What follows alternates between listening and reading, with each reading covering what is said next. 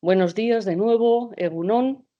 Iniciamos ahora la actividad de formación doctoral, señores juniores, que forma parte de los seminarios de investigación programados para el presente curso 2024-2025 por la Comisión Académica del Programa de Doctorado y el profesorado también interuniversitario en Ciencias de la Antigüedad, ofertado por las universidades del País Vasco, Euskal Herriko Unibertsitatea y Cantabria. Asimismo, esta actividad formativa se enmarca en un conjunto más amplio de actividades específicas de formación doctoral del mencionado programa destinadas a quienes han iniciado con los estudios de posgrado el proceso de investigación que les conducirá a la realización, la conclusión y la defensa pública de su tesis doctoral. Entre estas actividades de formación doctoral, la que va a dar comienzo a continuación a una, como su nombre indica, a doctores, bueno, señores, aunque son jóvenes, señores por su experiencia, por la, como diría Estrabón, por la timé, ¿no? Con una acreditada experiencia en sus respectivas líneas de investigación. Tenemos el privilegio de contar en esta edición a dos reconocidos orientalistas, el profesor Josué Javier Justel y el profesor Armando Bramanti. Y también a juniores jóvenes, doctorandas y doctorandos, que se encuentran en un proceso avanzado de formación doctoral o dan comienzo este curso al aprendizaje del oficio de historiador o historiadora. El proceso de investigación de algunos o de algunas de estas juniores determina que tengan que participar, y ahí lo vemos en conexión virtual, desde los centros de investigación en los que están desarrollando en estos momentos su formación.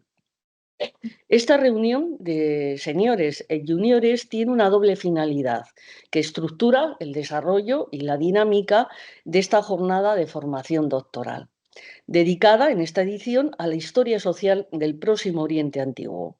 En primer lugar, los doctores señores invitados exponen sus aportaciones correspondientes a sus líneas de investigación en el ámbito de la orientalística.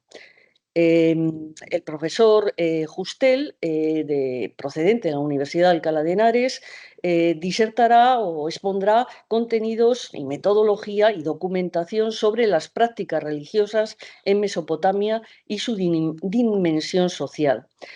Por su parte, el profesor Armando Bramanti, procedente de la Universidad Complutense de Madrid, lo hará sobre la religión sumeria entre élites y masas, el culto, la propaganda y onomástica en el tercer milenio antes de nuestra era.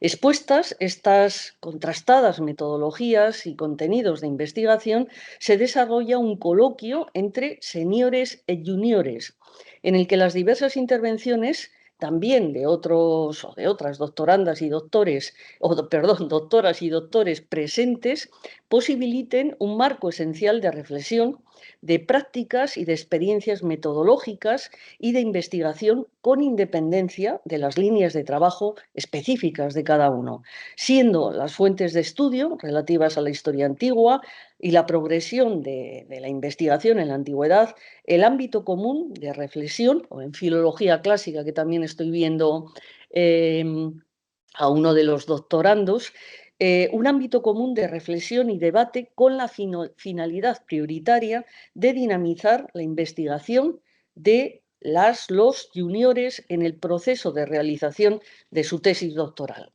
Hoy tenemos el privilegio de contar con la presencia y el magisterio en orientalística de los doctores Josué Justel y Armando Bramanti, como he dicho, especializados en orientalística antigua, es decir, en una disciplina que estudia las culturas, las lenguas y la historia de las civilizaciones del Próximo Oriente Antiguo.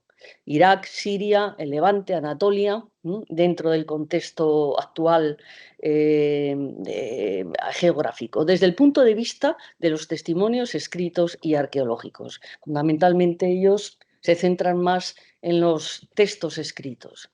El doctor Justel, como he dicho, profesor en la Universidad de Alcalá de Henares, se licenció en la Universidad de Zaragoza con premio extraordinario de doctorado en el año 2002, cursó estudios de posgrado en el Consejo Superior de Investigaciones Científicas entre los años 2003 y 2006 y obtuvo el doctorado europeo en el 2007 con una investigación sobre la posición social de las mujeres en los territorios sirios durante el Bronce Final, es decir, entre el 1550 y el 1150 antes de nuestra era.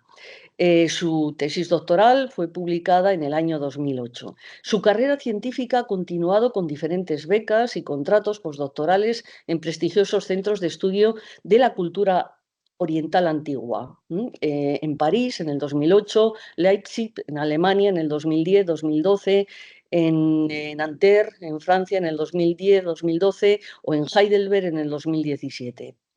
Ha publicado 3 monografías individuales, o una tercera está a punto de ser publicada. Ha editado monografías y ha participado en monografías colectivas, proyectos de investigación nacionales e internacionales y encuentros científicos. Y dentro de esta investigación que inició con su tesis doctoral, continúa con el estudio de las mujeres y la historia del género en la antigüedad, también la historia social del Próximo Oriente Antiguo y las diferentes prácticas jurídicas atestiguadas en las fuentes cuneiformes, ¿no? de escritura cuneiforme, pues en sumerio y en acadio, ¿no? En lenguas sumeria y acadia. Y desde hace una década trabaja sobre la documentación jurídica cuneiforme procedente del reino de Arraphe en torno a la moderna ciudad de Kirkuk y de etnia principalmente hurrita, ¿no? Ha dirigido una tesis doctoral, no sé, y bueno, en curso está también dentro de nuestro programa de doctorado, de la dirección en progreso de otra tesis doctoral, y la dirigida son las Cartas de Nuzi. Es uno de las localidades que entra dentro de este estado territorial de Mitanio o Urrita en el Bronce Final, el estudio sobre el formulario de la correspondencia y el funcionamiento administrativo de este yacimiento. Dentro del programa de doctorado Historia, Cultura y Pensamiento de la Escuela de Doctorado de la Universidad de Alcalá.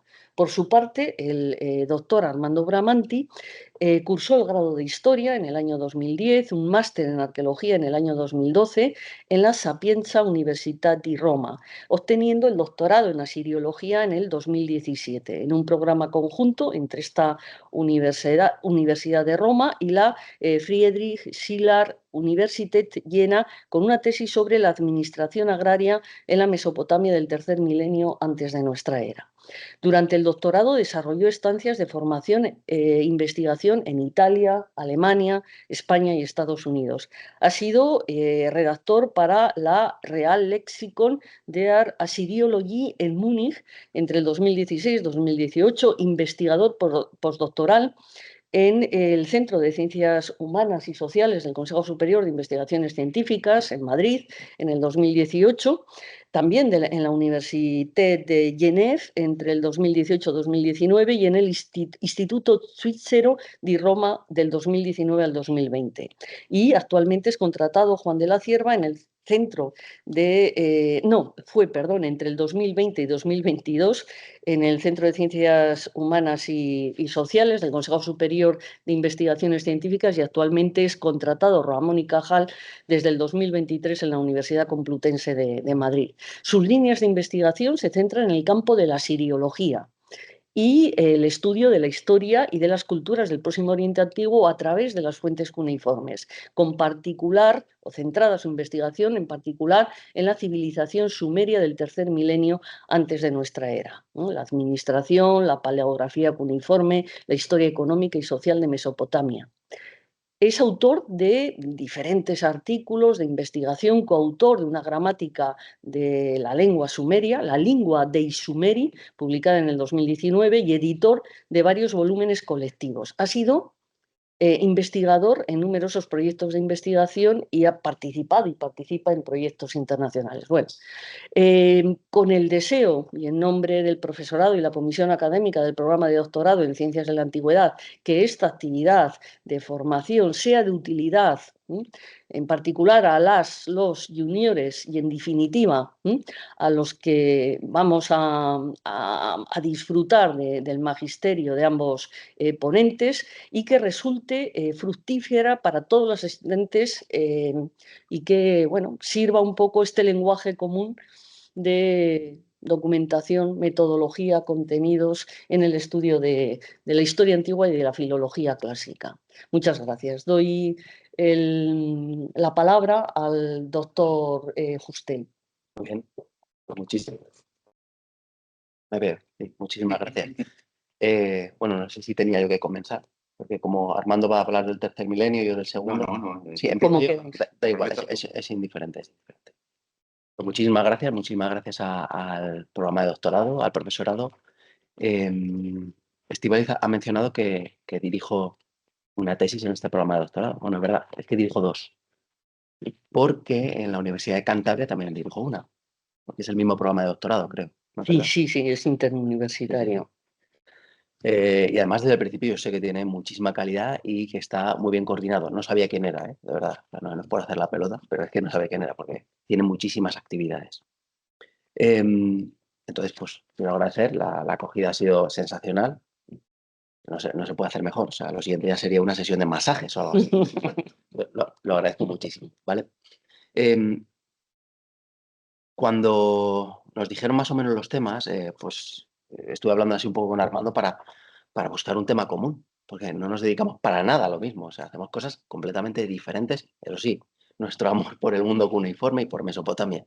Entonces, pues más o menos el tema de la religión es algo que yo sé que en las universidades españolas les encanta, les gusta muchísimo. Yo no soy un especialista en religiones en la antigüedad, ni en Mesopotamia ni en otras épocas, pero porque no me dedico a eso. Estíbaliz ha mencionado, yo me dedico sobre todo a textos jurídicos, ese mundo cuneiforme, epigrafía, pero eso no me interesa o sea, no significa que no me interese el tema. Seguro que Armando también lo comenta.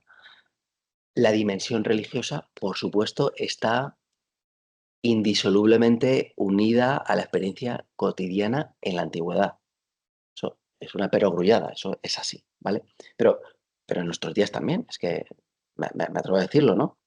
Aquí en España, por ejemplo, aquí quiero decir en la península ibérica, al sur de los Pirineos, eh, se concibe por defecto que somos católicos, ¿vale? Y a Armando también le ocurrirá que va a cualquier sitio italiano, pues, católico.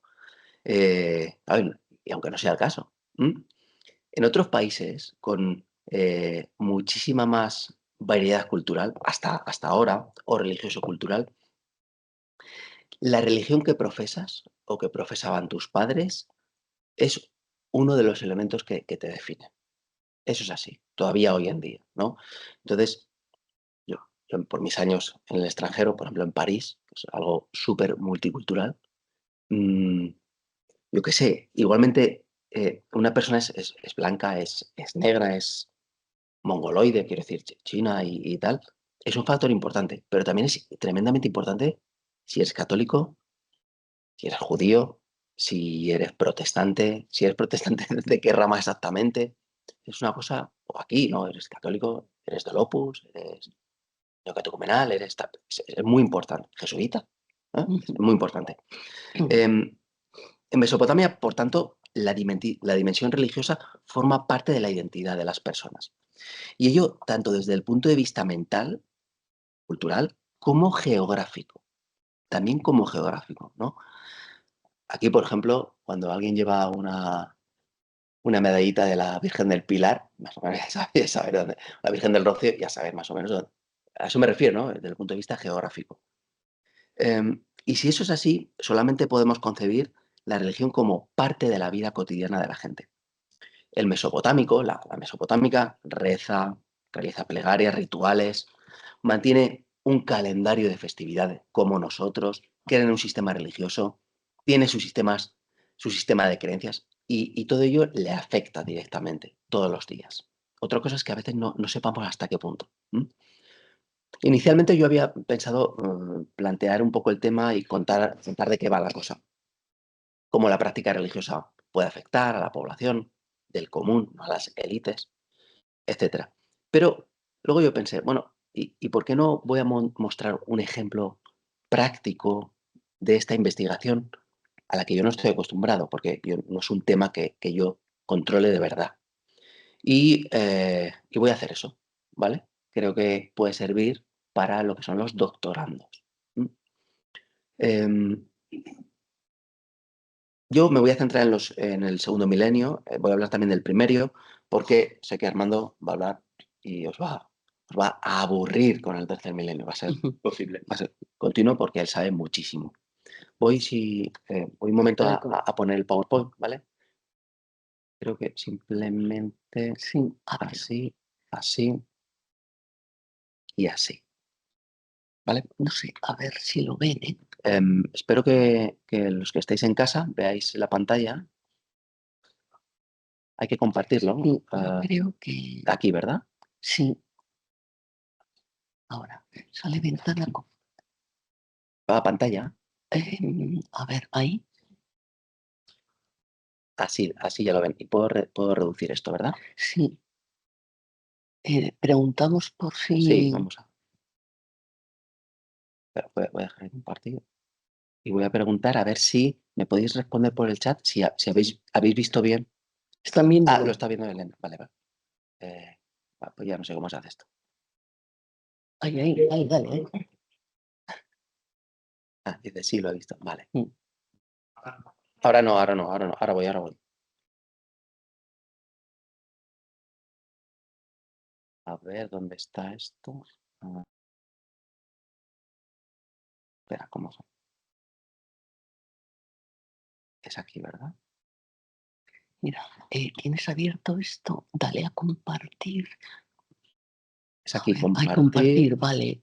pantalla. Y ahora esto aquí y esto aquí. Perfecto. ¿Sí se ve, Ahora. verdad, Elena? Sí. Vale, perfecto. Pero porque no puedo saber un informe y soy informático también. Ojalá, ¿no? No me da. Bueno, muy bien, pero la clave es la siguiente. O sea, yo al contaros esto, yo no parto de cero. Esa es la clave. Yo no parto de cero. Yo, en una investigación siempre se inicia desde una base, y lo sabéis todos. Pero, habéis mencionado que había gente de clásicas, ¿verdad? Mm. Sí. Sabrá latín, sabrá griego. O sea, no te dicen, oye,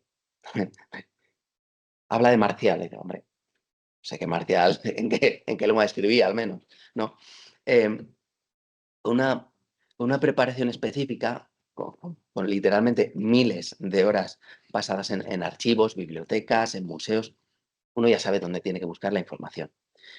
Y estudiando un tema sobre religión, yo sé cosas muy básicas.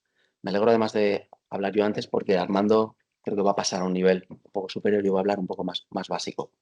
Em, por ser sintéticos, las principales acciones cultuales en Mesopotamia que podemos ver a través de los textos son, por ejemplo, las ofrendas, las libaciones.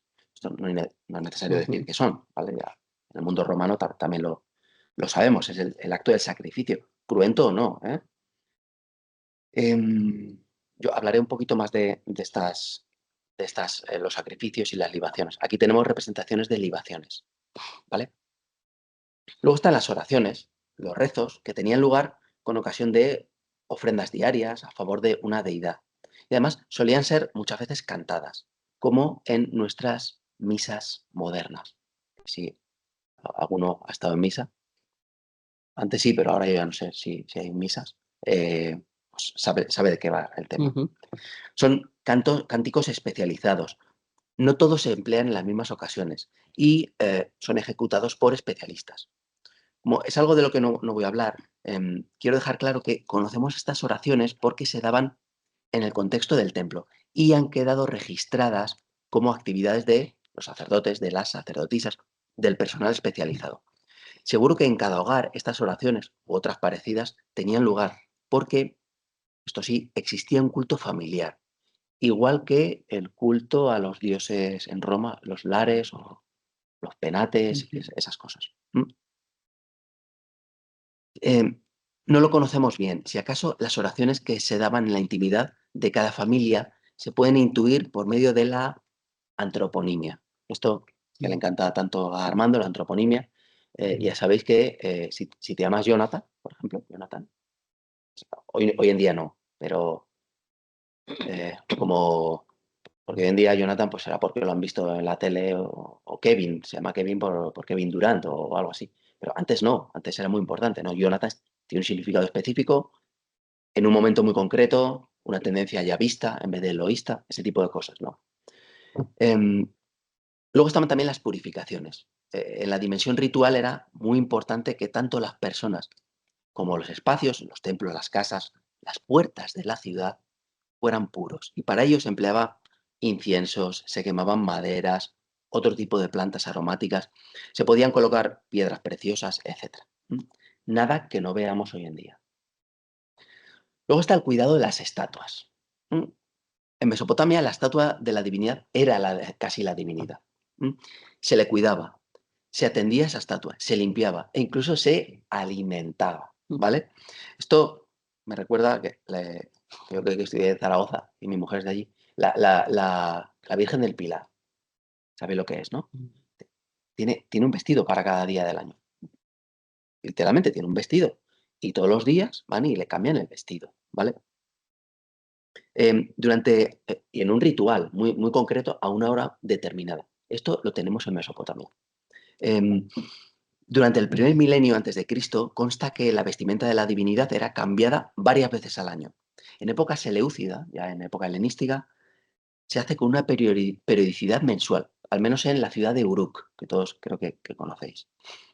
Todo ello, por supuesto, acompañado de sus ritos, y había unos rituales muy complejos sobre el lavado de la boca de esa estatua divina, como la apertura de dicha boca, algún spoiler, no se le abría la boca, posible. Luego están otros rituales, las procesiones, como aquí. Pero aquí ya estamos entrando en algo que sí podría ser algo más abierto, en el que participaba el común de la gente, o al menos un buen grupo de personas. Em, o si no participaban, sí asistían, sí podían asistir. Y yo, como investigador, yo ahí ya me pongo alerta, porque si tengo que hablar de la religiosidad de la gente, esto es un buen marco. Y aquí hay material que desarrollar, hay ciertas posibilidades. Conocemos procesiones, generalmente en barca, desde muy antiguo, incluso antes del nacimiento de la escritura. Es algo que estudia Kepa, uno de los doctorandos, sobre la base sobre todo de la sigilografía. Claro, no lo estudia a través de la escritura porque todavía no tenemos escritura, claro, es imposible. La manifestación histórica más común y representativa es la procesión de una divinidad que visita a otra de menor rango, otra divinidad de menor rango. Y se hace sobre todo para asegurarse la fertilidad de los campos, las buenas cosechas para ambas ciudades, etc. Esto se desarrolla de manera muy, muy clara y muy rimbombante durante el tercer milenio, pero durante el primero todavía subsiste. En ese momento, durante el primer milenio, se desarrolla con otras formas, teniendo lugar sobre todo en el Festival del Año Nuevo, del que creo que luego podré hablar un momento. Esto ya no consiste en un viaje a otras ciudades, sino dentro de la propia ciudad. Lo conocemos perfectamente para el caso de Babilonia y su dios, que es Marduk, el dios epónimo Marduk. El punto de partida, los cánticos, las etapas, o sea, como si fuera un vía crucis. ¿Sabéis lo que es un vía crucis, no? ¿Mm? El propio festival, y en casi todos los casos al final había un gran banquete, que es lo que a mí me interesa. Y luego, por mencionar un último ritual, el ritual del matrimonio sagrado, que de esto sabrá muchísimo. No sé si vas a hablar, Armando, del tema. No mucho. ¿No? Adelante. Es un ritual que tenía lugar en ocasiones muy especiales y forma parte, como las procesiones, del calendario litúrgico. Ya sabéis que el calendario nosotros, en Francia no, en otros países no, pero nosotros seguimos el calendario católico, ¿vale? Vas a otros países y eso no es así. Em, Se trata simplemente de la unión, de la boda, por decirlo de alguna manera, de dos divinidades, representadas por sus estatuas. Sabemos que los matrimonios sagrados existían durante toda la historia del Antiguo Oriente, pero los conocemos con muchísimo detalle durante el primer milenio. La unión del dios Nabu, la diosa Tashmetu en Asiria, la unión de Nabu, Nanaya, en Uruk, en Borsipa, son diferentes ciudades, cada uno tenía sus propias características e idiosincrasia. Las estatuas pasaban solas una o más noches y se practicaban rituales como oraciones, cantos, ofrendas, poemas de amor. Las estatuas mantenían relaciones sexuales, teóricamente, entre ellas. No tengo ni que decir que no, ¿vale? Pero bueno, por si acaso alguno se despista. Como veis, hay muchísimos ritos, hay una variedad enorme. Ahora bien, la pregunta que yo me hago es, ¿y la población participaba en ellos? ¿Eran tres sacerdotes frikis que estaban ahí? Bueno, de eso se trata. Y la respuesta que os doy ya es, en general, no. La gente del común no participaba en estos rituales.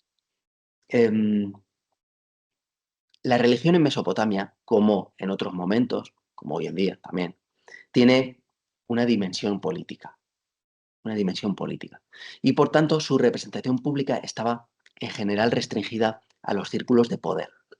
Eso no significa que no hubiera gente de menor jerarquía que pudiera participar de una u otra forma en los rituales. Mejor dicho, que no pudiera asistir a los rituales. De todas estas combinaciones,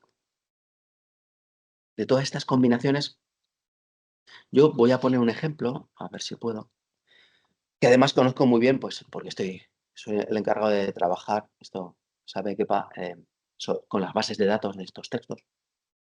Es simplemente una herramienta informática, son bases de datos, igual que tenéis bases de datos de epigrafía latina en la península ibérica, cosas así. Se trata de un ritual muy específico que tiene lugar en una localidad que está a orillas del Éufrates, en lo que hoy es Siria, o era Siria, porque ya todo eso lo bombardearon en su día, y tiene lugar durante el siglo XIII a.C.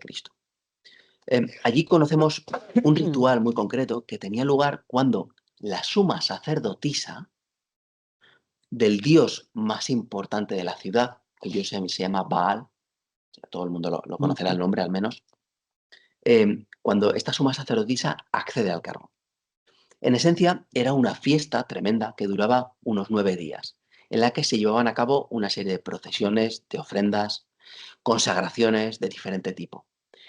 Se seleccionaba a la sacerdotisa, permanecía en casa de su padre durante varios días, hasta que era llevada al templo para que ocupase él, literalmente, el trono. Tenía un trono, ¿vale? Esta suma sacerdotisa, no tengo ni que decir que no era una cualquiera, venía de una familia de pasta. Esto me recuerda, porque el otro día lo leí, lo que son las falleras mayores. Que yo no lo sabía, o sea, que suelen venir de familias de dinero, porque tienen que realizar una inversión tremenda, digamos, distrayendo las voluntades, ¿no? Comprando a poco, ¿vale? Nada que no veamos en las noticias todos los días. Y se trata, como veis, de un contexto público. ¿Qué pasaba con las ofrendas? ¿Qué es lo más interesante en este contexto? Las ofrendas, que puede ser objetos, pero muchas veces son comida y bebida. Las ofrendas son de diferente tipo. Destacan desde luego las alimentarias, las bebidas, el pan, las porciones de carne. Pero además este ritual detalla de manera muy pormenorizada que no todos los alimentos estaban destinados a la deidad, a la ofrenda a la divinidad. Se detalla el establecimiento de las mesas para los dignatarios, el sacrificio de un buey, el reparto de carne entre varias personas. En cuanto al reparto de carne, esto es muy interesante, según parece el rey recibía los riñones del animal sacrificado y el principal sacerdote disfrutaba de la cabeza y del corazón de ese animal, que en otros contextos era la parte reservada al dios, aquí no, ¿vale? En tercer lugar, los cantantes, los cantores que participaban en el ritual recibían los pulmones, lo cual es muy adecuado. Y por último, los intestinos del animal eran comidos por todos los participantes en el ritual. Aquí queda claro que el pueblo llano, el común, podía estar presente, pero no de manera activa. También me recuerda esto a las bodas de las infantas. Creo que tengo ya una edad, ya recuerdo las bodas de las infantas, estaba toda la gente ahí saludando y tal, y no participaban, evidentemente, de ningún ritual. Y todo esto nos lleva a una cosa muy importante, que es el tema de la comida. No sé si aquí, en Logroño sí, lo de fiesta sin comida no es fiesta cumplida.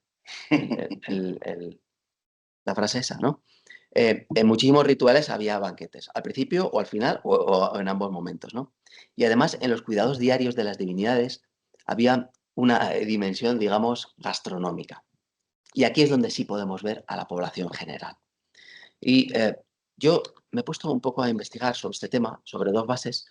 Eh, la primera sobre la bibliografía. No hay muchos trabajos sobre el tema de las ofrendas alimentarias, a menos trabajos modernos, ¿eh? Si acaso varias obras, pero ya con 20, 30 años de antigüedad. Seguro que Armando me puede corregir con alguna cosa que se le ocurre. Sí, sí que hay tal obra publicada en no sé dónde. Luego lo comentan. Y la segunda base es precisamente los textos originales que siempre están en acadio o en sumerio. Mostraré algunos ejemplos con fotos y tal. Los que investigáis con documentación en latín, en griego, en alemán, en vasco, en lo que sea, en euskera, sabéis lo importante que es acercarse a los textos originales. Eso no tengo ni que decirlo. En mi caso, la bibliografía ya me dice cuáles son los textos fundamentales. Y voy a ellos, accedo a las copias, las transliteraciones, los leo, los traduzco, vamos, nada que no hagáis vosotros en vuestro día a día. Y el primer contexto en el que tienen lugar las ofrendas alimentarias es el cuidado de la divinidad, es decir, de las representaciones físicas del dios o de la diosa, lo que son las estatuas. Esto ya lo he puesto antes. Lo que más me interesa en este contexto es la alimentación de la imagen, que en acadio literalmente se puede traducir como la comida del dios, ¿vale? La comida del dios. La mitología explica la existencia de este ritual. Hay un mito sumerio muy famoso que cuenta que en un principio los dioses procrearon y eran las divinidades más jóvenes las que se encargaban de alimentar a sus mayores. Sin embargo, llegó un momento en el que estas divinidades se quejaron porque tenemos nosotros que asumir todo el trabajo y ocuparnos de nuestros mayores. Y entonces, pues el dios, el supremo Enki, decidió crear a la raza humana para que se ocupara un poco de esta labor. Hay varios mitos de diferentes épocas que hablan justo de este tema. Me ahorro los nombres y tal, pero existen varias versiones. El procedimiento del ritual de la alimentación de la divinidad se conoce por varios documentos. El rito que aporta más información o una información más pormenorizada se encuentra en una serie de textos que se ocupan del cuidado que se prestaba a un dios, que se llama el dios Anu, literalmente el dios, es la traducción, en Uruk. Uruk, que está en el sur de Mesopotamia. El ritual solía tener lugar 2 veces al día, una al amanecer, otra al anochecer. El oferente normalmente era un sacerdote, cualificado para comunicarse con la deidad. La presencia del rey estaba reducida a casos muy concretos y ocasiones especiales, y no solía haber otros ciudadanos presentes en el culto. Se cuidaba de que el oferente, el espacio, las ofrendas, los utensilios estuvieran correctamente purificados. La ceremonia comenzaba mediante un ritual en el que se abría figuradamente la boca y se lavaba la boca de la estatua, de manera que se encontrara preparada para comer.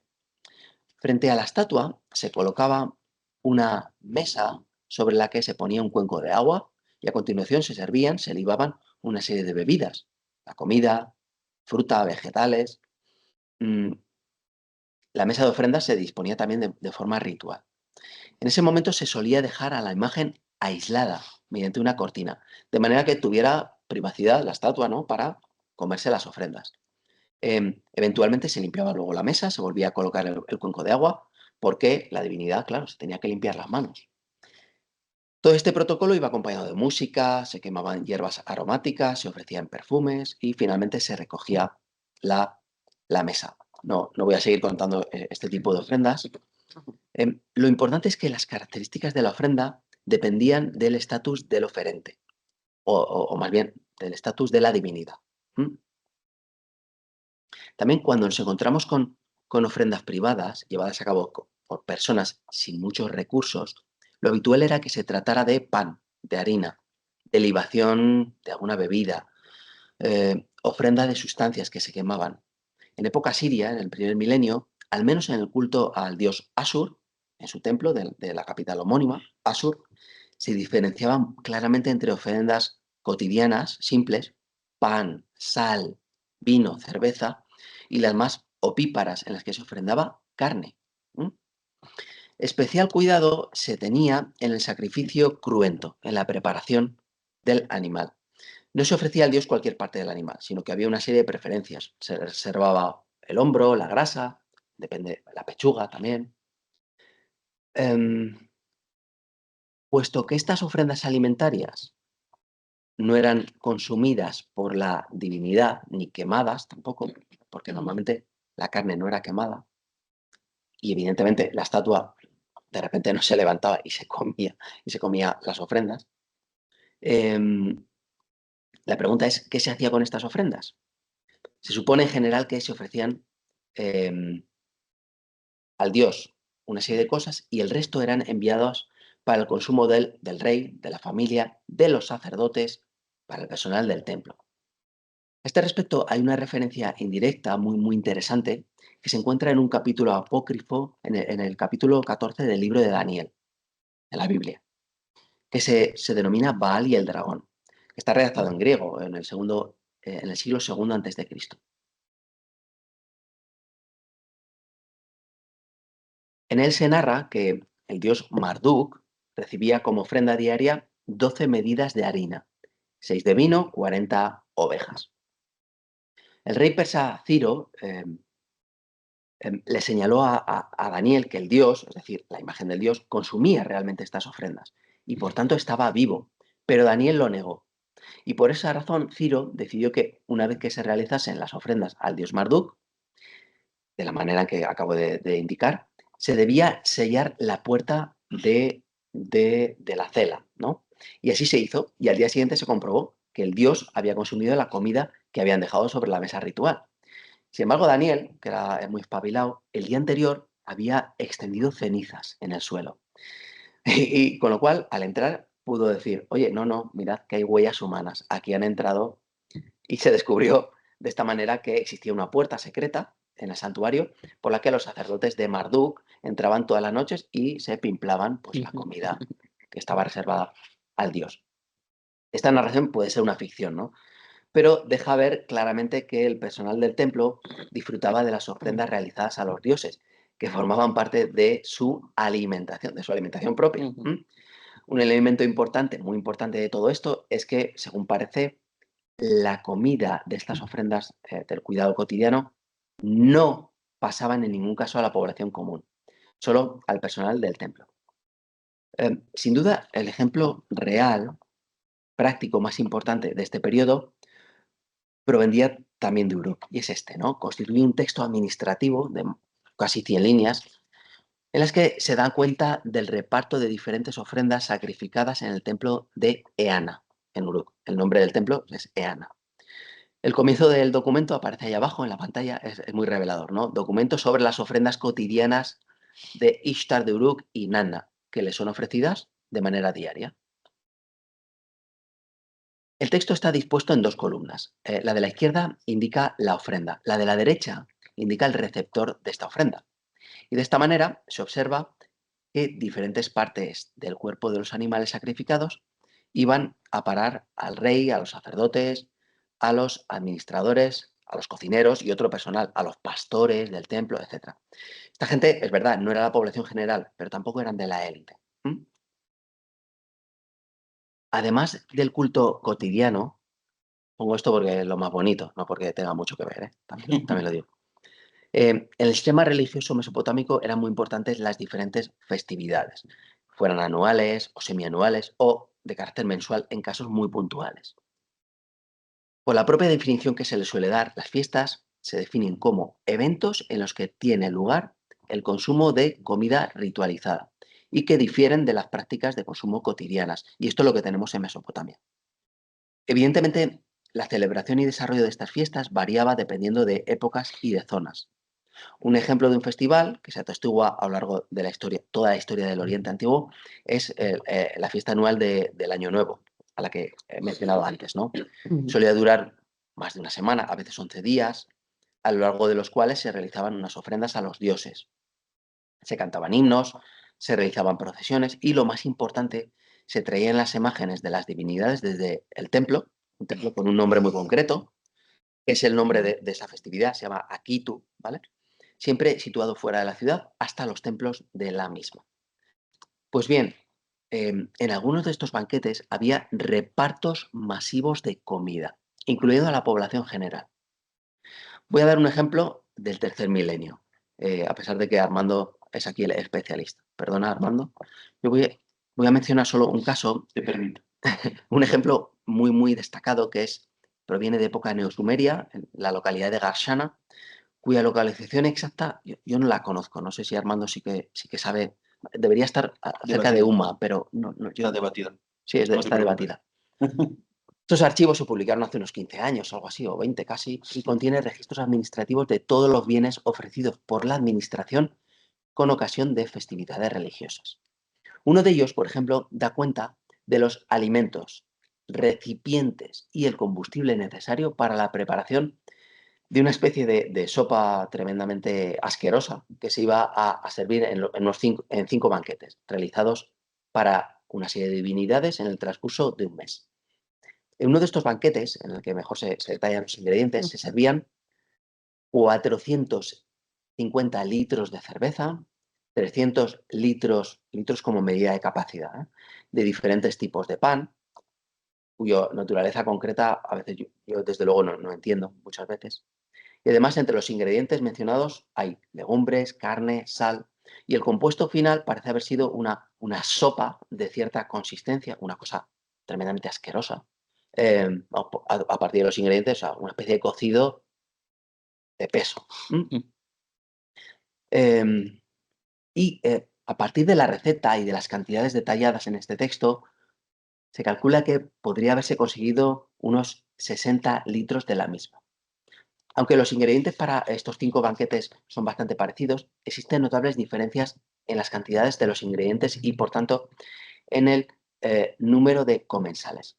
El más suntuoso es el dedicado a la diosa Inanna, de la localidad de Zabala, de la que va a hablar mucho Armando.